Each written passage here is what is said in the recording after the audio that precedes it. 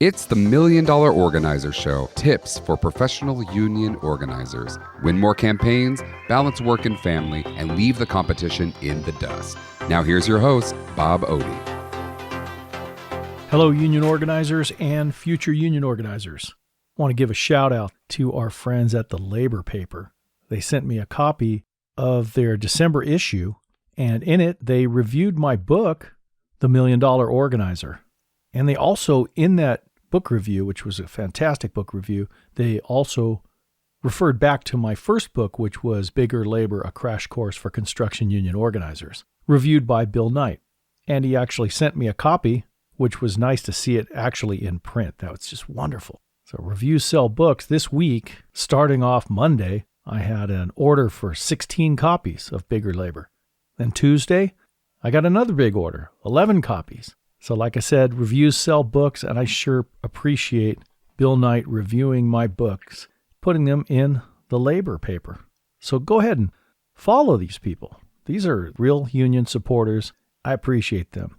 They're on Facebook and Twitter at The Labor Paper. Tough week in many ways. I lost a couple of acquaintances. My friend spouse passed away. I also lost an old neighbor when I was a kid, Don Klinkhammer, just a saint of a guy. He passed away this week. So it was kind of a sad week. I went to the funeral of my friend's spouse, wanted to be there for him. I saw that he had great support from other people in the community, and it got me to thinking because I actually mentioned a story in my book about when my mother passed away. And one of the tips that I put in my book was to be there for people in their time of need. This can be when they're sick, maybe they're in the hospital. You can visit them. Someone passes away, go to the funeral. The family needs you there. It's very important. Be there for people in their time of need. And I told a story about when my mother passed away, many of my coworkers were at the funeral, and it was a Catholic Mass. It's a long Mass, but people were there, and we sure appreciated them being there. And then there was a reception afterwards, and many of the people were able to stay for the reception as well. And then there was the burial. And on the way to the burial, which was all the way across town, some people couldn't stay for the whole thing because, let's face it, it's half a day. I mean, you got Mass, you've got the reception, and then off to the cemetery. So some people couldn't go to the last part, and so cars were peeling off. But when we got to the cemetery and we went to pull the casket out of the hearse, we didn't have enough people there. And I was a little bit worried, a little bit concerned that there was nobody around who's going to help us carry my mother's casket. And that's when a friend of mine showed up, and he's a big hulking guy, just in time. And he got out, and there he is all dressed up, and he come walking over and gave me his condolences, and I asked him if he wouldn't mind being a pallbearer, and he jumped right in. He said, absolutely, and he helped out, and I will never forget that. I'll never forget that. It was an emotional time for me. It was a tough time for our family. We were hurting, but he was there, and it's a small gesture, and anyone would do it, right? You'd be there for your friends or family. That's an important thing. We don't get much out of going to a funeral for someone else, right? It's an absolute gift to the person who's hurting.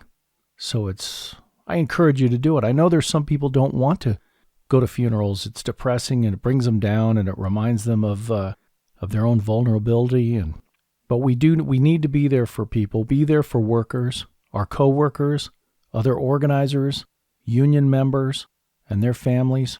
I do also remember shortly after becoming a union organizer and being on staff, I was asked to attend a member's funeral. It was quite an experience. It was interesting. I didn't know the person, no idea who this person was, but I was asked to attend.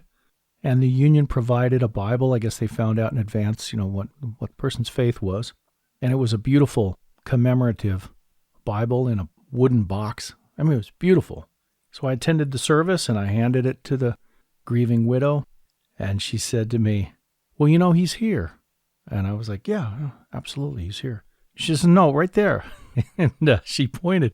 It was a burial urn that he had made himself out of wood.